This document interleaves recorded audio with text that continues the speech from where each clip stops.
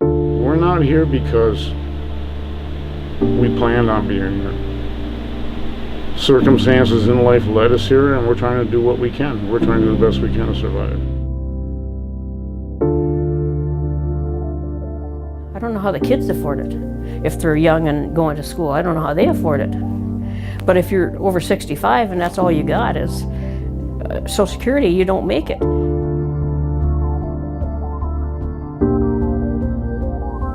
Your self-confidence, your self-worth is really nil. Because at least it was for me, because after you think, well, you're being a burden to everybody. That's what you feel like I did, like he was just a burden.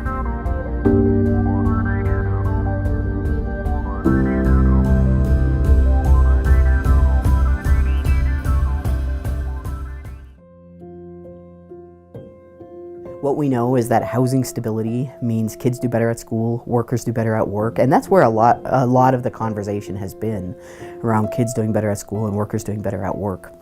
So the senior population has kind of fallen through the cracks, and a recent Wilder survey suggests that, while we would expect the senior homeless population would be growing because the numbers of seniors are growing with the gray tsunami, but it's growing at a faster rate than the population overall. So that's very concerning to us, and that's what we're trying to get a handle on with this Senior Homeless Project. I have seen a pretty constant uptick in the numbers. And the thing is that with the senior homeless population that I'm seeing, they have a lot more barriers than the younger population. There's a lot of things that the younger population can do to alleviate the problem where the older population can't. I had an apartment north of town out in the country, and it flooded out, and then I didn't have anywhere to go. But my friend said, come and stay with me, so I did. Went to Arizona and was thinking of moving there permanently because I found this person, they became really good friends, and her daughter came back. Her daughter was 27, and she was on drugs. And the situation got so bad, I left. Then I came back and I didn't have anywhere to go. I stayed with my daughter for a while, but like most people my age, you don't want to stay with your kids. You just don't want to do that. You want to be on your own. But I can't find a place to rent because the rent is over $1,000 a month by the time you're done. My income doesn't meet that, so I couldn't do it. So with seniors, just like with the rest of the homeless population, what leads someone into homelessness, and this is true from unaccompanied youth to families to seniors, it's consistent, is someone is living really close to the edge and then something happens that starts the downward spiral. So what we'd like to do with our homeless prevention program is to reach out before that crisis, right when that crisis happens, to try to address it. But there's never enough resources, and so after a senior becomes homeless, we try to find them and provide the help we can to get them stably housed. Okay, I was born and raised in Worthington, and then I moved up to the cities for 15 years, and two kids later, divorced, and then I moved back down here. I wasn't working, I was on disability. And I was living over at Okabena Towers. And unfortunately, I got kicked out of there because of my son, because he had some drug problems.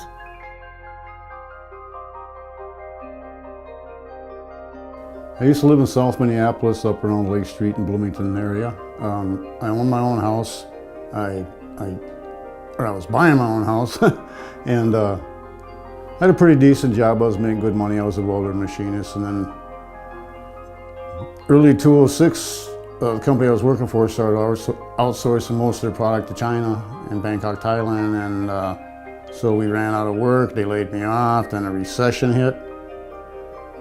Recession started coming in 2007. I lost my house in 2007, and I became homeless. I ended up living in the shelters, Salvation Army, Our Saviors, Simpsons. I finally got hired by a catering company here in Minneapolis, one of the well-known ones. But they put me to work full time, started me out as a dishwasher. 2 years later, I was a cook and a chef. I was working up until 2016. Then I suffered a stroke. The biggest barrier that I think, like I mentioned, is health. They have a lot of health concerns, a lot of chronic health problems. Maybe they've been injured in the past, and that is causing problems as they age. Well, I worked some construction, but mostly I was a logger all my life. I was logged in the woods. I was a timber faller, skidder, truck driver, ran a mill, everything to do with the lumber industry. All physical work. Well, I got hit by a tree when I was falling trees in Tennessee out in the Blue Ridge Mountains. I dropped one downhill and hit a big rock, bounced back, hit me, threw me about 30 yards. Broke my back, so that's why I don't like it. I like it in here, I'm comfortable. But I got a bunch of titanium rods and pins holding my back together. And I've had a few heart issues. I've had a few heart attacks. I got 10 stents in my heart. So yeah, I got some medical issues. Well, basically, I could just tell you, I was homeless. Not basically, I was. I'd go from friends to family, you know. I've stayed with different family members. I stayed with my mom for a while. I had a real good lifelong friend that allowed me to stay with him for a while, and I was with him up until just before I came here, but I bounced from place to place, basically. I used to work at Northern Lights Casino, and the doctors made me quit because of my health. I had to resign. I have asthma, bronchitis, PTSD, emphysema. It was high cholesterol that caused my stroke. I suffered that when I was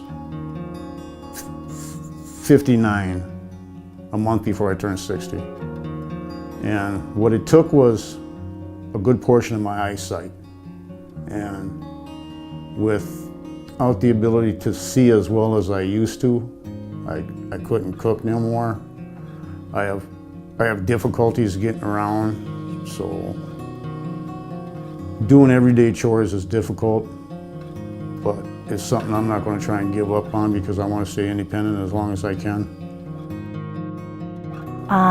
The other thing that I'm seeing is alcoholism, that a number of the seniors that are losing their housing, it could be because they have an alcoholism problem. Years and years ago, when my mother was still alive, she always brought me to town. And I watched her drink every night, every day. So when I got older, I started it myself. And that's how I got into homelessness. As I got older, I just more or less drank everything away.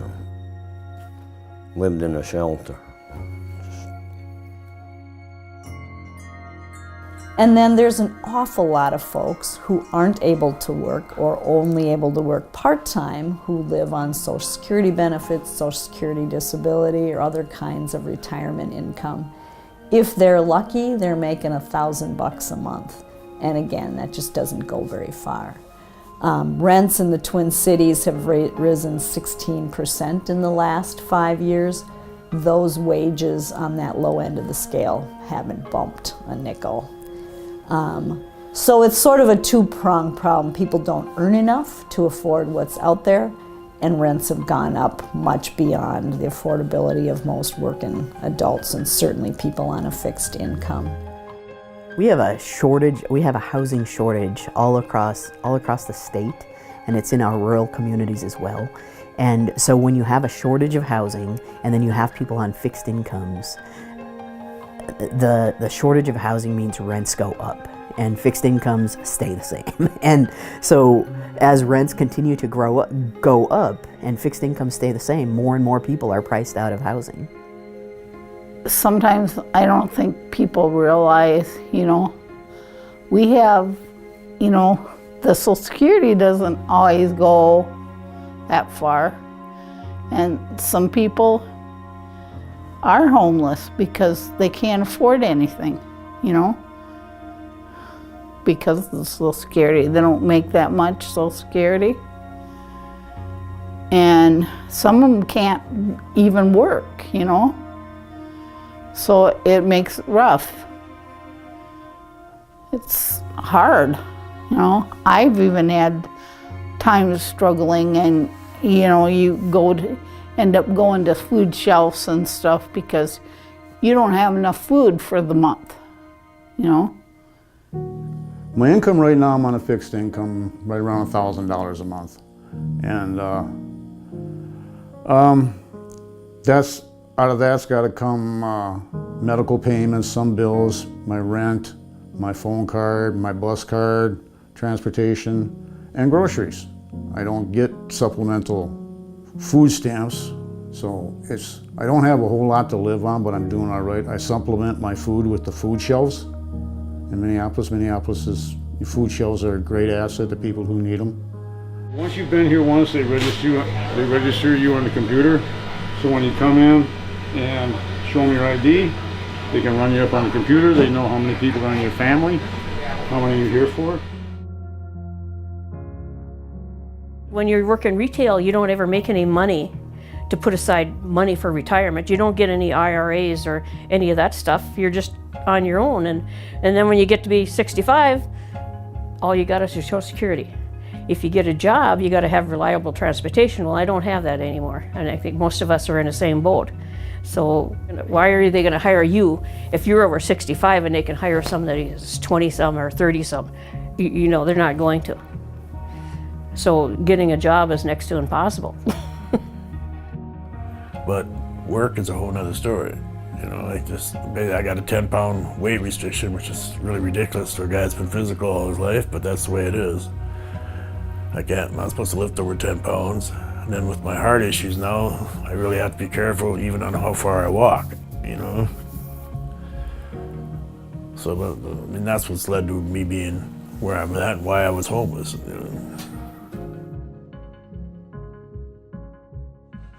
And when we see young families kind of sticking in small apartment buildings, it's fewer places for the seniors to live. And so we also need to increase those incomes so that they can move into their first homes and seniors can move into those apartments. And so we're just trying to unlog jam the whole situation. I might have had a rental history and I might have gotten an apartment, but it would have been like $900 to $1,000 a month, which is even at making $12, $13 an hour, you cannot afford $1,000 a month, $900, $4,000 a month. It's just, there's nothing left. After taxes, transportation, groceries and everything, and medical. Everybody knows how expensive diabetic supplies are. And it's just, you wouldn't be able to afford it. So I'd probably still be living in the shelters. Off and on, because I wouldn't be able to make the rent on a place. There's a great need for places like Alliance Housing and affordable housing. There are a lot of services that are being provided by the state and by the federal government, but there isn't enough. The housing subsidies are the biggest thing that the seniors need. They need that subsidy because they can't pay the full market rate rent. It's just a burden for them to be able to have to do that. The job that I do, I work in Slayton at the Murray County Historical Society. And I love the job. I love it. I just came here to see if, they could help me in any way. Because I had gone to the county and they said, no, I can't help you. try the Opportunity Council, and that's basically why I came here. And like I said, I talked to Paula, and they got me rent and deposit and helped me find the job, so yeah. We raise money from very generous individuals that helps us keep our rents 15 to 30% below the market and even below the affordable market. So a single room rents for $350, a two-bedroom apartment rents for a little over $700. Our top rent is just under $900 for a three-bedroom apartment. You could easily pay 3 or 4 times that in South Minneapolis, next door to some of our properties. They help me by paying half of my rent, and then I pay the other half. And I think it's for a very good program, because here in town I went over to their office, and they said they couldn't help me. Now you have the security of having a place that's yours. You know where you're going to be tonight, you know, and you can manage other things to take care of yourself. It's a whole different world, you know.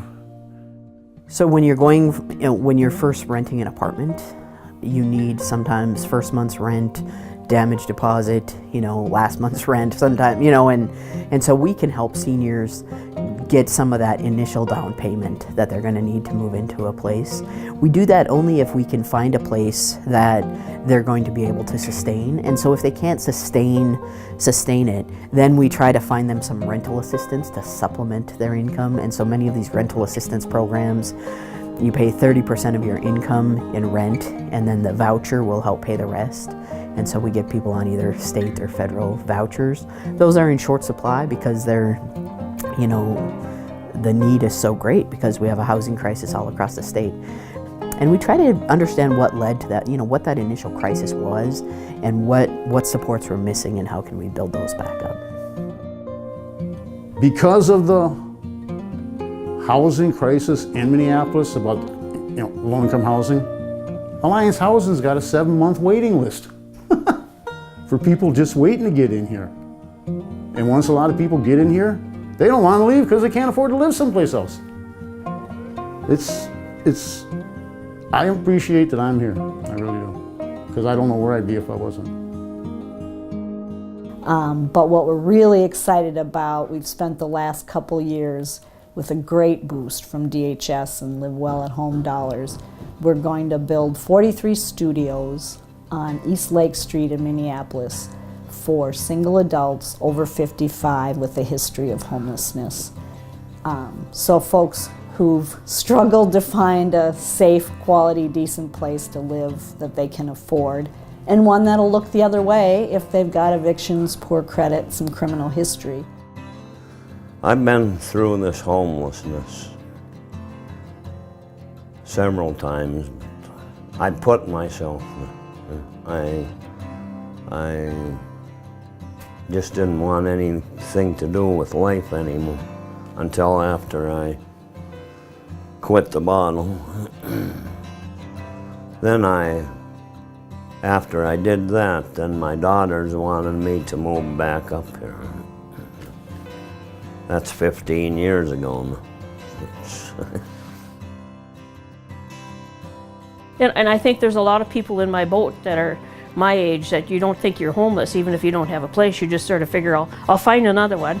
I'll rent somewhere, I'll rent a room, I'll do something, but I'm not homeless and I'm not going to be under the bridge. So, and I think like in this building, there's a lot of people that live on Social Security, and if it wasn't government subsidized, they wouldn't make it. They always say, if this place wasn't here, I don't know what I'd do. Well, I don't know how many people are like me, but I really had a hard time accepting that. I was in the position that I was in, is the best way I could put it. I didn't want to believe that I was that far disabled, didn't want to ask for help. All my life I never had to ask for help. My advice is, if you're in that position, realize where you're at and start taking steps forward, because that's the only way you get ahead. Until you get there, you're not going to get ahead. You have to be willing to ask for help for anybody to help you. And I really had a hard time with that. So maybe others don't, but I did. My advice is to get past that, you know.